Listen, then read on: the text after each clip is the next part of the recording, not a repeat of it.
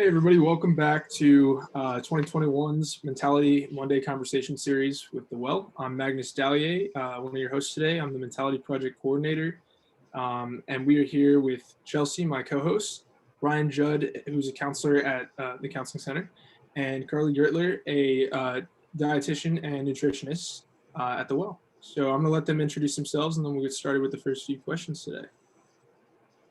Thank you, Magnus. Yes, my name is Carli. I'm the registered dietitian at the Student Health Center. I primarily meet with students individually for nutrition counseling, but I'm also involved in a variety of different outreach and educational projects around campus. My prior background and training is in medical nutrition therapy, which works on dietary approaches to help manage various diseases through a dietary lens. But the majority of the work I do here at Tulane, and the work I'm really passionate about, is working with students to help improve their relationship with food and their body and combat harmful messaging from diet culture. And I'm Ryan. I'm a social worker at the Counseling Center. I work with undergraduate, graduate, and professional students. I do individual therapy. I'm also leading the mindfulness group this semester. I'm the International Student Advocate for Outreach at the Counseling Center, and I'm also a member of the Eating Concerns team at Tulane. So I work with Carli and a few other providers at the Student Health Center and the Counseling Center to lend some support to students around disordered eating and other eating concerns and body image issues. So I'm very excited to have these conversations today. And as y'all know, I'm Chelsea Hill. I use she and they pronouns, one of the health promotion specialists here at The Well, specializing in sexual health, sexual violence prevention, and men's engagement initiatives on campus. I'm gonna pass it back to Magnus to get us started with today's conversation. Yeah, so we're going to be talking about body positivity, diets, and just general nutritional health, and how that ties into healthy masculinity, how that ties into mental health, and just a positive culture on campus. So if you guys want to talk to us a little bit more about your specialties in the fields that or in the work that you do, and how you think that relates to Carli, obviously it's a little more clear cut for you, but how that relates directly to dieting and just general nutritional health. Ryan, I don't know if you want to start off with that. You touched on it a little bit, but if you could expand, that'd be awesome. Yeah, so I came to social work. I was drawn to social work for a lot of different reasons, mostly because I had tried some other things and the work didn't feel super meaningful to me. I was really, I found that I was like most engaged and excited about work when I could kind of align with other people and help them achieve things that they wanted to achieve and really kind of bond with them over a lot of things. So that's kind of what drove me to get into social work, and then specifically discussions about like working with eating concerns and body image. This is definitely something that is very personal for me. I kind of struggled, I have struggled and continue to struggle with this, starting as a young kid and then through high school. I was in a larger body for a long time and felt a lot of the stigma, social and societal and systemic and whatnot, and have kind of struggled with concepts of weight loss and trying to make my body look a certain way. And that's also tied up in ideas of masculinity, which I know we're going to talk about a little bit later. So this work is like very personal to me. And so I feel very fortunate to be able to assist other people, men and women, who are struggling with these issues, and hopefully to lend some support and some wisdom and coping skills. Awesome. Thank you so much. Yeah, for myself, like many of our students, I had also been negatively affected by diet culture for most of my life. And because I've now said it twice, I'll define that for our listeners. What is diet culture, right? It's the system of beliefs that really worships thinness and equates it to health. It demonizes ways of eating while elevating others and really oppresses people who don't match up with this supposed picture of health. So starting at a very young age, I was told that certain foods were good, others were bad, if I would just eat less and maybe incorporate more of these good foods or green light foods, that I would be thinner and maybe healthier. And so there were doctors, even dietitians, friends, family members that encouraged this.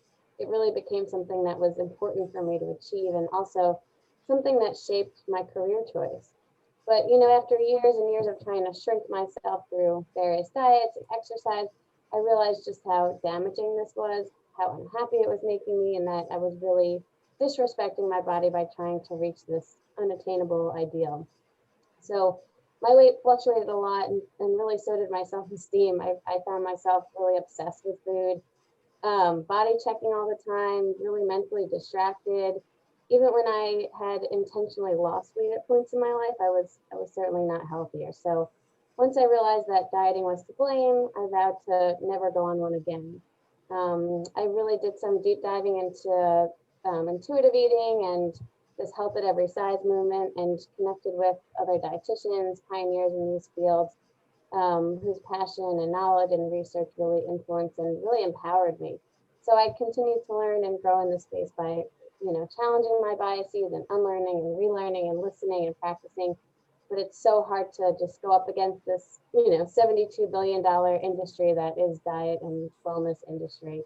But I know that in order to truly help others and help them heal their own relationships with food and body, it really takes constantly calling out diet culture and teaching others about the harm that it can cause.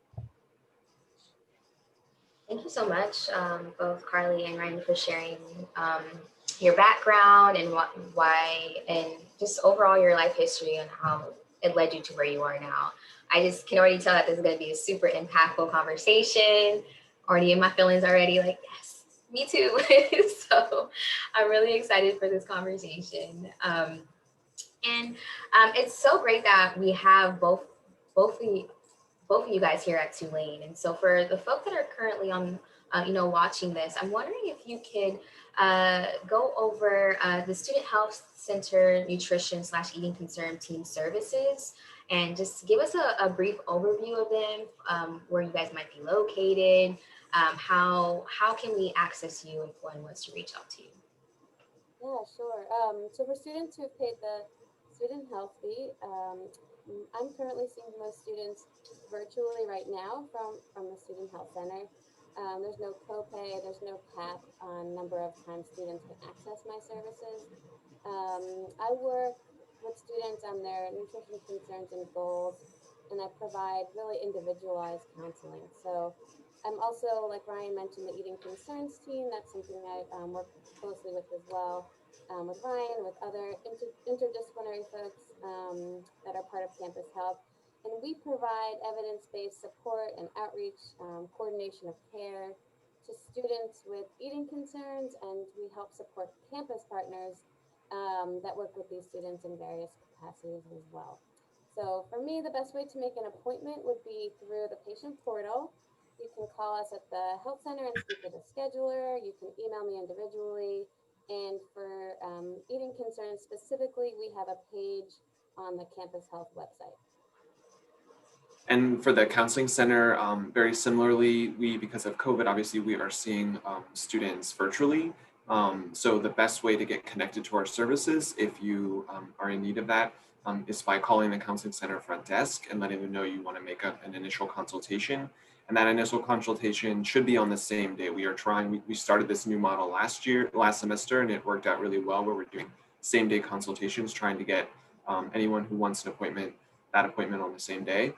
And so making that initial consultation includes access to individual counseling services as well as our groups. And we have a nice, really robust list of group counseling services that we're going to have offered in the spring. And so just check our website under the groups tab, under the counseling center page, for more information about that. Just a quick question. Are there any groups that are offered at the counseling center for struggling with body image or self-esteem or anything like that for folks? Yes, we offer every semester a body image group, and that's open to men and women, or non-binary trans students. Any kind of identifying student can join that group. So if you're interested in that, again, just call the counseling center front desk and let them know, and we'll just meet with you for a consultation and then get you signed up for that group. Thank you. Awesome. And so I wanted to ask you guys, for How frequently do you think that students should be reaching out for nutrition help, either through through you, Carly, for personalized appointments or for group therapy, and group meetings? How often do you think students should be reaching out if they feel that they need it? Yeah, that's a good question. I don't think there's sort of a set template as far as how often or when. I just want folks to know that if they're concerned about their eating attitudes or their habits, they're certainly not alone, and we definitely have a good amount of support here on campus. So I would say a good first step when ready would be to reach out for an initial consultation. And then from there, we can talk about individualized frequency of visits, level of support needed, other resources available from there. Yeah, exactly. And I would kind of echo that. There's a lot of different entryways into this type of care. So it could be a student comes to the counseling center and they express some type of concern about body image or eating. And then as therapists, we're going to recommend, oh, you know what, you should really make an appointment with Carly as well. And we can kind of help coordinate that process, as well as we have um, Dr. Holt, who is a medical provider. She's a primary care provider at the Student Health Center. She also is part of the eating concerns team. So sometimes if it's appropriate, we will also have students come in for like a medical exam or to talk to her about any type of medical complications or questions that they have about different behaviors. And so you can kind of enter our system of care through a lot of different ways, through Carly, through the counseling center, or through student health. And I would just recommend that if you do feel like you need these services or you're thinking about them, I would do it sooner rather than later, just because we do see an increase in demand for our services as the semester progresses, right? As like stress kind of builds and things get busy, and we do have some limitations. And so I would say just kind of get in as soon as possible. However, if you do come to see us or see Carly and there is some type of a wait or something like that, we can also help coordinate referrals into the community to other expert providers in the area. We also can coordinate if there are higher levels of care needed for a student based on your own individual circumstances. We can also help coordinate access to some of those higher levels of care as well. Wow, thank you so much. Y'all do some wonderful work. So y'all that are watching, please utilize these services because they're here for you. You guys kind of both talked about this in your intro as you guys were explaining how you've been on your journey and how it's led you to here now. But I'm wondering, as far as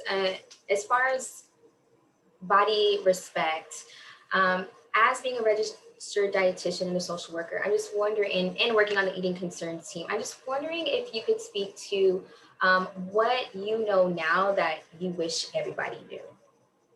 Maybe to save us some time, whatever. Give us like the things that you wish you could tell your younger self, or when you first started as nutritionist or a social worker, and so on and so forth. Yeah, I love this question, Chelsea. And I feel like I could answer this many different ways, but I'd say the biggest thing is maybe that, no single food or food group can cure you, and no single food or food group can harm you, unless you're eating something you're severely allergic to, or you eat something rancid. That's a whole other story. So nutrition science is much less of a hard science than we once thought it was. So we may have really, general guidelines and knowledge about foods that are associated with better health or outcomes, but I want people to know that you individually have the most wisdom about your own body and its needs, and to tune into that. So really try and filter out and ignore the eat this, not that rhetoric as much as possible, because we're not robots, right? And we're certainly not all the same. And so our own individual nutritional needs are going to be vastly different. Yeah, and I would say I love this question too. I think this might be the best question here is that and it's great, right? And I would say that digging into the research, starting to work with around issues of body image and eating concerns, and working with Carly, learning a lot from her and from Dr. Holt, and then doing a lot of research on my own. Carly mentioned the Health at Every Size movement, which I would really recommend that people take a look at. It's a really great movement. It's not just like a social political movement, but there's also a lot of research going on within this movement about nutrition science and health, and understanding these different issues. And a big takeaway from me that I wish I could tell everyone in my younger self is that, dieting, the research is not just showing that dieting by and large usually doesn't work for people in the long term, but that it actually can be harmful in a lot of cases, right? And so it's not just that like, okay, it's not going to work and it's frustrating you emotionally, but that actually it can have like physical consequences on your body, and that you can do metabolic damage in the long term, or you can put yourself in starvation mode, which causes lots of things like anxiety and depression, right? Or it can lead to more serious things like eating disorders and disordered eating, right? So folks have to be really careful, and you have to really kind of educate yourself about these things. And so if you are considering that type of thing, like you want to lose weight or you want to kind of modify your body or something, rather than kind of like jumping onto a fad diet, I would say like, come talk to somebody here, talk to a therapist, talk to a nutritionist about like, why you want to do that and what your goals are, and maybe some other things underlying that. And, we can help assist you in a way that is not going to really harm you. And so I think that's something that's really important. Awesome. I just have one quick question I wanted to ask before we get into the masculinity side of things.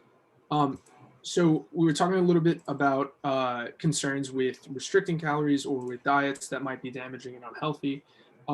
What do students do if they come to you with concerns about possibly overeating and wanting to change that, or binge eating or something like that? Or is it across the board, and what services do you provide for that sort of angle, I guess? I would say the approach is really similar, right? It's about each individual's own unique relationship to their body, to their experiences in their body, what they've been told about food and nutrition. So much of sort of the quote unquote binge eating that we see is really coming from restriction. So these are folks that have been on diets their whole life. They're currently dieting and maybe don't even realize it, right? Or their doctor put them on an ideal protein diet or whatever it might be, a fad diet to promote weight loss. And that's restrictive way of eating is causing sort of the biological drive to overeat, which is completely, a normal metabolic biological reaction. So it's really, like I said, individualized. We really try and take any sort of shame or blame away from the individual, because nobody has caused this for themselves. This is really a societal issue at large. And so I would encourage everyone to, no matter what sort of struggle they might be having, big or small, to reach out when they feel ready. Ryan, do you have anything to add to that, or? I would echo all of that, and I would just say, our bodies are so amazing. They are meant to protect us and help us survive. And so when we're restricting calories really severely, we go into starvation mode. And so people can kind of end up being at war with their own body, right? That's what it feels like. And your body's trying to protect you. And so it's sending these signals to eat food. And then when you engage it, you might give in because you're literally starving. And then you feel guilty about that, and you feel anxious about that, and you think, oh, this is an emotional problem that I have, there's something wrong with me, when really this is physiological, it's biological. And if you kind of learn to trust your body with something like intuitive eating, or talking to someone about maybe some of the the metabolic consequences of your behaviors, you would really realize that there's actually not anything wrong with you, right? That what we're labeling binge eating is really just a very natural response to your body trying to protect itself. And Ryan, I know you do a lot of, you and a lot of the folks at the Counseling Center work with individuals who have experienced some trauma as well. And I think you wanted to speak to that. Yeah, I'm so glad you reminded me. Yeah, that, we talk about, the systemic effects of like diet culture and white supremacy and, consumer culture and media and social media and all these things. And all of those play a huge role on folks, right? And there's also a big piece that trauma plays, right? That, whether that was within your own family, whether that was, racial trauma, all of that is going to impact your relationship with your body and how you kind of experience your body and how you experience, even something like eating and nourishing yourself, right?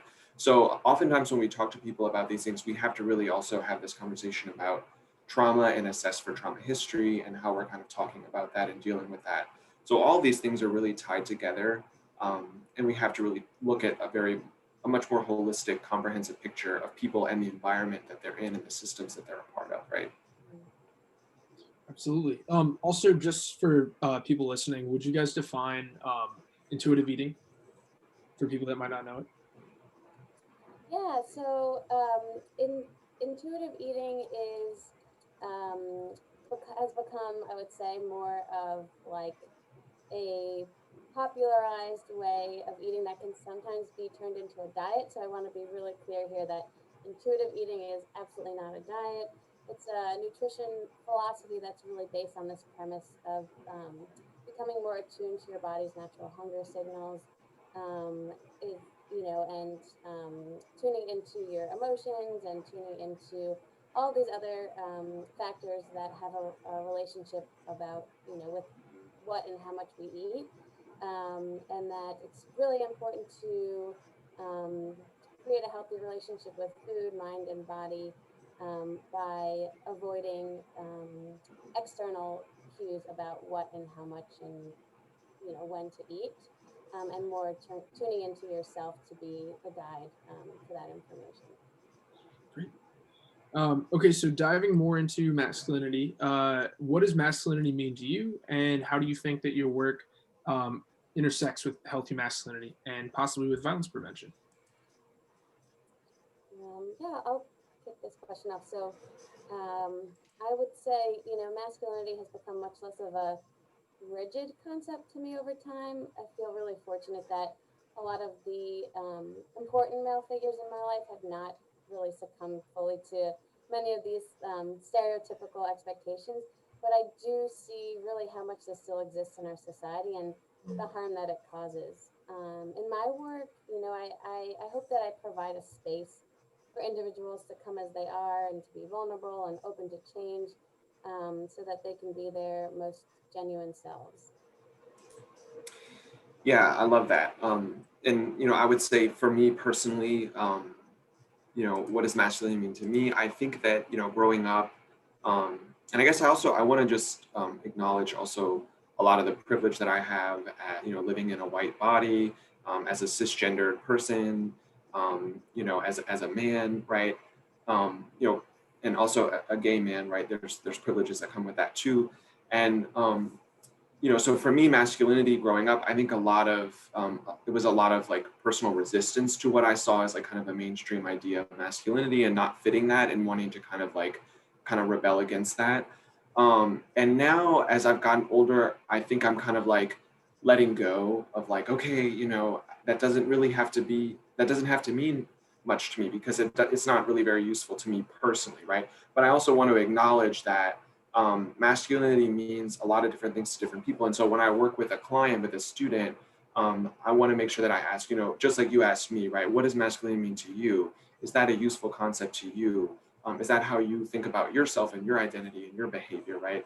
And, we're kind of seeing there's such a variability here about and fluidity to the ways that you can express your gender identity and whether or not that concept is useful or not to you and how you see that.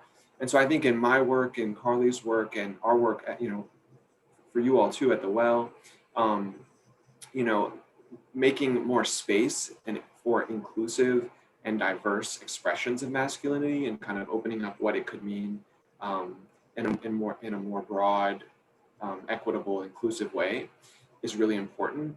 And I think the violence prevention piece for me, I think we think about like how violence doesn't happen in a vacuum. It's happening in like very specific environments with social cues and messaging, right? And how if our students are part of like this community here, the campus and the community culture, and if we as creators of that environment and that community can send messaging that is more inclusive, more positive, more healthy about what it means to be a man and how you can be a man and how you can be masculine identified in lots of different ways that don't have to be toxic and harmful to yourself and others, right? I think that's the way that we can reduce violence overall. Yeah, I couldn't agree more. It's awesome. Yep. Yep. It seems like, we definitely have an understanding that patriarchy is unfortunately still present in our society, and that it sounds like from both of your responses, you absolutely do see this man box are males fitting into this man box. And so speaking of this man box, I'm wondering if you guys could speak more about eating disorders or disordered eating in male identified folks, and why they perhaps struggle with it. I think for the most part, we think that eating disorder or disordered eating has to do a lot with feminine identified folks, and we tend to leave out our masculine identified folks out of the conversation. But I know I watch, for example, Avengers and all these, hyper masculine movies. And I think about how folks that don't fit into that how those males don't fit into that stereotype, how they're affected. And so I'm just wondering if y'all could speak more to how males or masculine identified folks deal with eating disorders and whatnot, or eating concerns. That, similarly to women, there's this unrealistic ideal of what a male identifying person should look like, as Ryan said, how they should present themselves or act. There was a study that revealed that, 95% of college-age males exhibited some form of body dissatisfaction. And to me, that was a really surprising number, but I certainly don't doubt it. At this age, there's a lot of comparison going on, a lot of pressure to achieve, and to prove that you can be successful. And what do you know, our society equates success with a very certain, body ideal too. So I think men are feeling compelled to eat in a certain way and exercise in a certain way to achieve the ideal body. And of course that can lead to a disordered relationship with food and with your own body. Exactly. Yeah. Oh, go ahead. I was going to say, I think I've read on muscle dysmorphia, I think is really a thing amongst males that they struggle with. But yeah, agreed. Sorry, Ryan. Yeah, no, that I'm glad you brought that up, right? That's a big thing, right? So, the eating disorders or disordered eating, or eating concerning behavior, right, shows up a lot of different ways for different people, for female identified folks, male identified folks, right? And I think the idea of muscle dysmorphia, right, for those that don't know, right? So we talk about body dysmorphia, which is a condition where people will kind of develop a very distorted perception of their body and how other people perceive their body. Right. And usually we think about that in the context of a condition like anorexia, where a person becomes very, very thin, very small, but they still are perceiving themselves as being bigger, right? Even though other people are telling them, hey, you look really thin, or, this is concerning, right? But they can't really make that connection because of the body dysmorphia. That we might think of as a more typical presentation in a female identified person, whereas like muscle dysmorphia is this idea that men are getting a lot of messages that they need to be bigger and bigger, more muscular, more lean, less body fat, more lean muscle mass. And so they're kind of working out and taking supplements and eating a certain way to achieve this. But the same way that they kind of develop a similar type of body dysmorphia, where no matter how big they get or how lean they get, they're still perceiving these kind of inadequacies in their body, and right, so they're never big enough. And there's actually a term, bigorexia. I don't know if y'all have heard that term, where sounds familiar. It kind of describes the same idea, right? That you can never be big enough, and that you're still perceiving all of these flaws with our body. And when you think about it, that's exactly what the diet culture wants, right? That what these industries want. They want people to continue to perceive flaws, so that they'll keep buying things and being dissatisfied with themselves. And to add to that, I think that there's less attention being given to eating disordered and disordered eating in men, because according to sort of the diagnostic criteria, which often uses weight, unfortunately, men are often, the eating concerns they're presenting with are often labeled atypical. And so because of that, they might have less access to care for their eating concerns. Some of that's dictated by insurance, some of that's dictated by lots of other factors. So I think that's also sort of something that speaks to how eating concerns are different and eating disorders are different for men and women. Yeah, it's all fantastic information. So we talked a little bit about sort of how masculine forms of eating disorders might appear.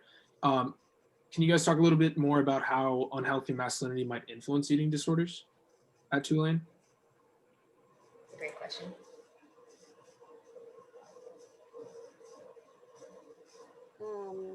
Yeah, I feel like we just sort of spoke to that, right? Or am I The man box. the man box question? Yes. So the question is, is there an expectation in our society for males or masculine identified folks to adhere to masculine stereotypes or fit in the man box? Is that is that the question? Sorry. Sort of more to the extent of like how unhealthy masculinity influences eating disorders at Tulane specifically. If you see that in your work with Tulane students.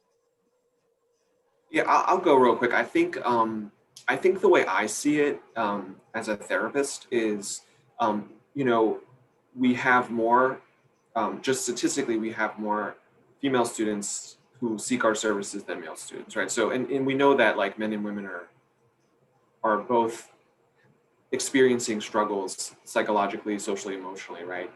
So you wouldn't think that there'd be such a disparity in the ratio of who's accessing our services, right? So there's that. The second thing, which I think is really telling, is, and this is a generalization. This isn't true for every case, but oftentimes when a female identified student comes in and we ask them, do you tell us about your support system? Do you have people that you can talk to about a lot of the things that you're going through, right? Oftentimes, not always, but oftentimes they'll say, yeah, I call my mom or my sister or my friends. I have these friends from high school. I have these friends at Tulane, and I call and I talk to, and it's great. Doesn't solve all their problems, but it's a huge benefit. It's a huge protective factor, right? Mm-hmm. Conversely, when we talk to male students, again, not always, but oftentimes, and you say, okay, tell me about your support system. Oh, I have a good relationship with my family. I have a lot of great friends, but I don't really feel like I can talk to them about these things. I don't really feel that I can be open and emotional and tell them how I feel, or that I've been like depressed or whatever. And that's a huge risk factor, right? Like just that fact. And I think that, to connect this back to the question, I think that is where like unhealthy masculinity really, really plays a role, because we know that disordered eating and all of that, it's a coping mechanism for something underlying, right? And so men might turn to these things like, I'm gonna excessively exercise or rigidly adhere to some type of a regimen, a diet or a workout program to try and like feel better about myself, right? When really the underlying problem is something social, emotional, or interpersonal. But because of the constraints of masculinity, it's like chains on people, and they're not able to really get what they need from the relationships that they have. And so that's a huge issue, I think. Yeah, I think that's well said, and an interesting lens to bring up for sure. Yeah, Carli, if you want to expand on that. yeah, I agree with Ryan completely. I think he brought up some really important points, and just I guess related to the sort of the stigma of like eating concerns in male identified folks. There's sort of this assumption that men don't struggle with this, so it's really often overlooked. There's often this expectation that they can just get over it, or just eat, or stop doing the behavior, or snap out of it, without that attention that really needs to be placed on the mental health and coping mechanisms when they're feeling, heightened periods of stress and anxiety. So I think, just as Ryan said, sort of expanding their social capital is really just so important.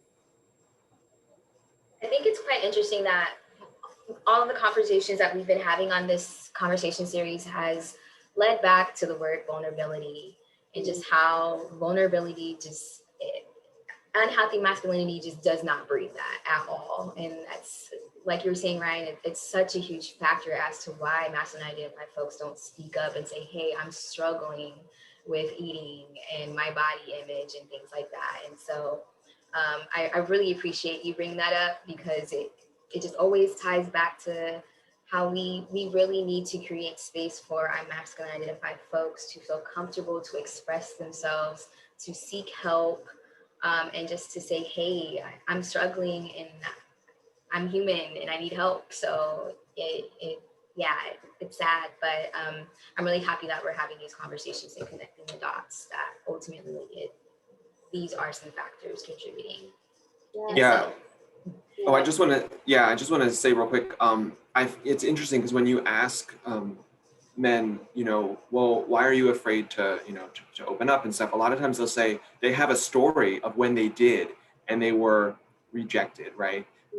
And so it's really important that we as like allies of men or lovers of men or, sisters, brothers of men in our lives, that we have to really make sure that we are paying attention for when someone might actually be trying to be vulnerable with us, and that we're not kind of like shaming them and being like, oh, this is weird. I'm not used to you like being like this. Why are you being, it's like, you see this with dads, we want them to be like the strong person, and then when they kind of like break down a little bit and get emotional, we're like, we have this weird reaction, like, wait a second, you're supposed to be taking care of me or something, so I think that's work that we all have to do to make sure that we're supporting the men in our lives, and allowing them, making space for them to be vulnerable and not like shaming them for that, or like kind of getting grossed out or whatever kind of our own reaction is to that, that we have to really be leaning in and saying like, no, I'm here for you, and I want to hear this, and I want to know what it feels like right now for you.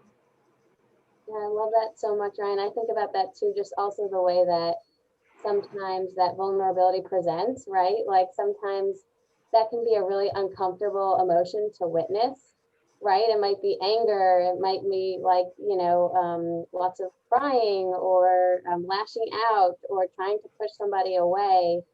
And I think that sometimes that can create sort of a difficult space for healing for male identified folks, because it can be really hard for someone that loves them to tolerate that emotion in the room. Absolutely. I also think it comes full circle too, because if we can't manage our reactions to that, and we can't create a space for people to express how they're feeling, to seek help, then they're less likely to do it. They're going to have those stories, and they're going to continue to be the people that don't seek help, which is going to continue to make people watching them have those negative reactions when someone does go to make help. It's just, or go to seek help, and it's just this never-ending cycle until people sort of break that norm and open up. So I think that's a really interesting trend you'll pointed out there. So Chelsea, I'm going to turn it over to you. Absolutely. I think this is an interesting question, and I'm thinking about it. Just talking more about masculinity and nutrition. The question is, how do you think masculinity affects the way we think about what nutrition should look like?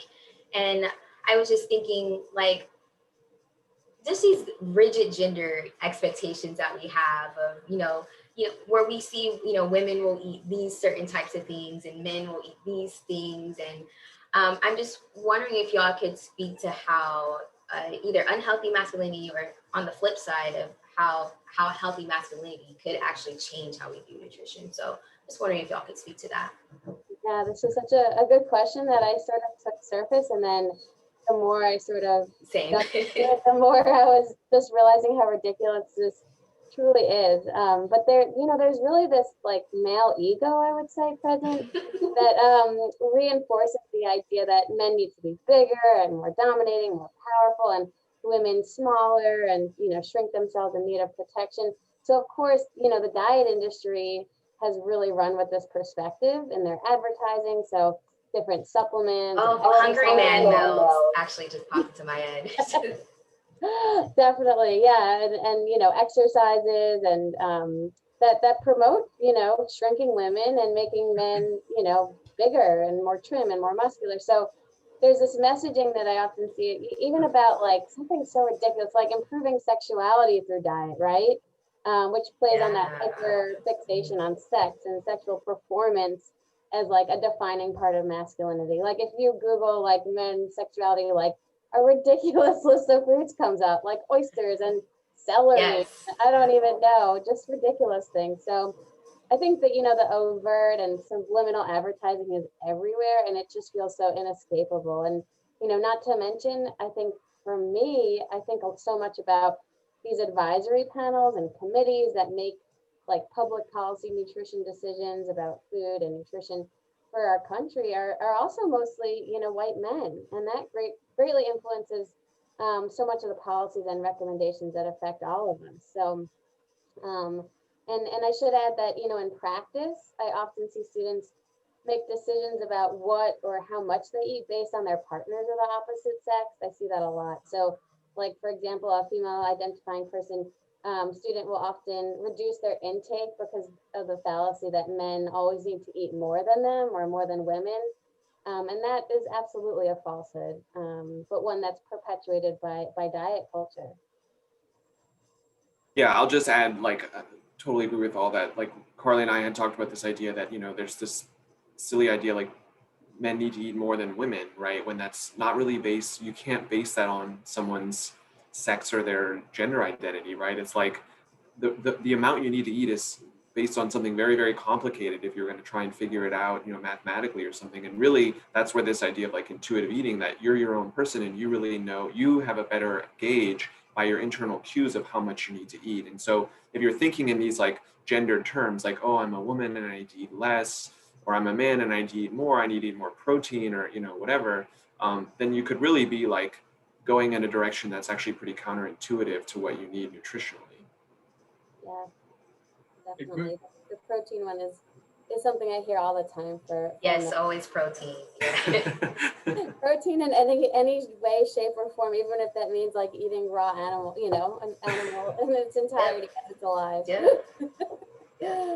Yeah, no, kind of what y'all were saying had me thinking also about something you said earlier, Ryan, just about this idea that men might work out excessively to try and get bigger, and Carly, you touched on it too, but just that whole idea of this constant drive to be bigger that's never ending, and that's sort of what's peddled to us. I think it's an interesting double-edged sword, particularly with college age men, because I see a lot of younger guys will feel this pressure to consume a bunch of alcohol while which has a lot of calories and can add a lot of weight, and at the same time make all these fitness gains, and they're somewhat incompatible, and it's just this sort of double-edged sword challenge that they can't really that's hard to overcome. And I just think that's also a silly thing too, that it comes into this like need to be able to consume a bunch of toxins to show that you're strong enough to withstand it, while simultaneously you have to prove that you're big. It's like you got to have it all, but you can't just have one or the other, or just be you. Yes, A lot of silliness. So then I wanted to ask you guys, because Ryan, you sort of circled back to the intuitive eating. For people watching right now that are looking for some tips on how to improve their nutrition or their health, if they have some concerns, maybe talk about intuitive eating, whatever just strikes you as a chord with you. What do y'all have as suggestions for people listening that have concerns about their health, about nutrition, and want to try something new, want to try to be more maybe in touch with their natural wiring? What do you suggest? Yeah, I would say again, just know that you're not alone, right? This is something that so many of us struggle with. I know Ryan and I talk about a lot about how this is something, even as practitioners in this field and people who are so deeply rooted in these thoughts and beliefs, like we still have lots of negative body image days and moments and times when this gets hard. So know that you're not alone, engage in support. A little empathy goes a long way to start that healing process. Yeah, exactly. I would say, echoing what Carly said, and we talk about, the emphasis used to be right on like, or it still is oftentimes on like weight loss and exercise, but think about these things more in like, nourishing yourself through things that make you feel good and healthy, right? Or like movement that you enjoy, right? So like movement should be fun. It shouldn't be like something that is, a chore for you or something you don't like to do, right? So if you are currently, have some type of like a fitness, routine and you hate it, well, try and change that up, right? Like, could it be more functional? Could it be more playful, right? Like, think about kids. They're oftentimes moving all the time, but they're doing it because they want to, right? They're playing games, joining like a sports team, intramural sports, or swimming, playing tennis, racquetball, going for a walk, biking. All these things could be really fun and get you out into the outdoors, the natural world. Instead of thinking about rigidly like, well, I have to, do this for X amount of minutes so that I can burn X amount of calories, right? Can we think about it more like, what brings you joy? What do you really enjoy doing? And if you're interested in learning more about something like intuitive eating, I would say like talk to make an appointment with Carli, because again, like she was saying, you don't want to think about this as like another diet, right? Like, oh, this is a better way to lose weight or something, when really like there's a little bit more to it. So, you know, if you are interested in that, make an appointment with Carli, and, you know, or come talk to one of us, and, you know, we can have more of those conversations. So like Carli said, you're not in this alone. You didn't develop these feelings alone. It happened because of all these forces around you and systems around you. And so you don't have to kind of resist this alone. You can get some support from other people. Yeah, and I love too, Ryan, that you mentioned sort of like the flexibility about movement and how that's should be so important. And I think the same that's a really good goal to have for eating as well. That's a big part of normal eating is this flexibility, which varies in response to your hunger and your schedule, especially as a student. That the food that you have available to you, your feelings, and so if you're feeling that you don't have that flexibility and that's become sort of an issue, that I would say that's a good red flag to reach out for help. Thank you so much both for those tips. Those were amazing. And so we're gonna wrap up the conversation today with one last question. And then I'm gonna plug Body Respect Week really quickly after this. That's ultimately what we're starting the conversation series off with this week. But Ryan and Carli, you both agreed to be a part of the Mentality Project today. And so, and we thank you. And I wanna ask, regarding eating concerns, body image, nutrition, what, in connection with healthy masculinity, what form of this work would you want to see take on at Tulane? Yeah, I think that as we all really touched on, that more conversations and presentations that like these are so important, that show sort of the vast variety of ways that masculinity can present itself. Continuing outreach and support groups, I think, are so great, that are focused on healthy masculinity, and then just slowly sort of creating a culture that's safe and more nurturing for all beings here at Tulane. Yeah, I would love to see more intentional spaces and time dedicated to these issues, right? So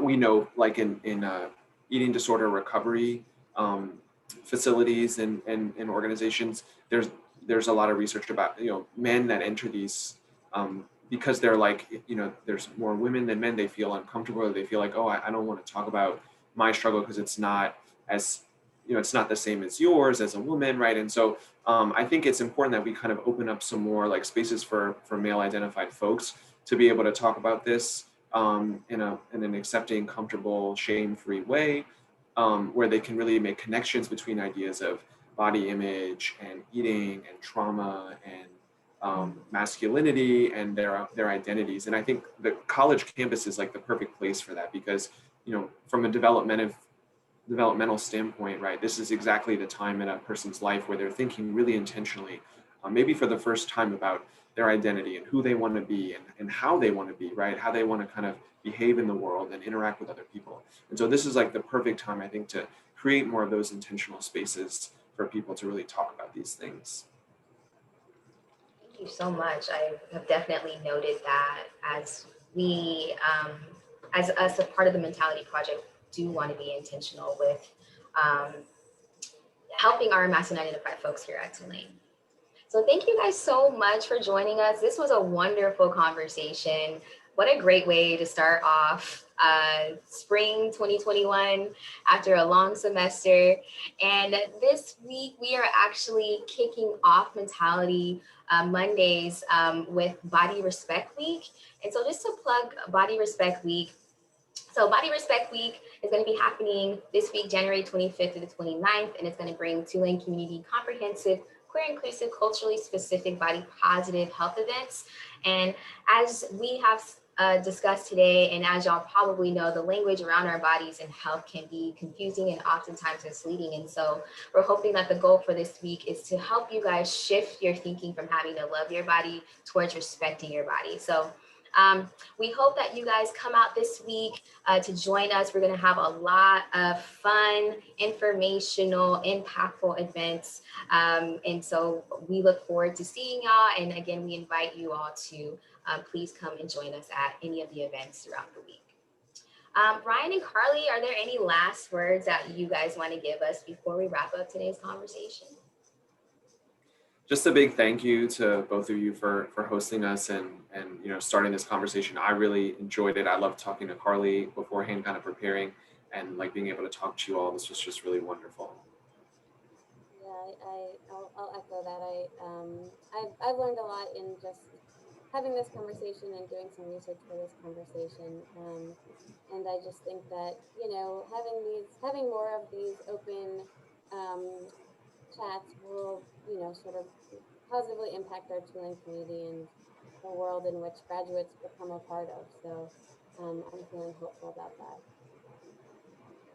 Glad you're both so optimistic, and I share in your optimism. So thank you both for coming out today and for talking to us. I really appreciate it. And I think you all had some awesome insights to share that hopefully will resonate with the listeners. Thank you, guys.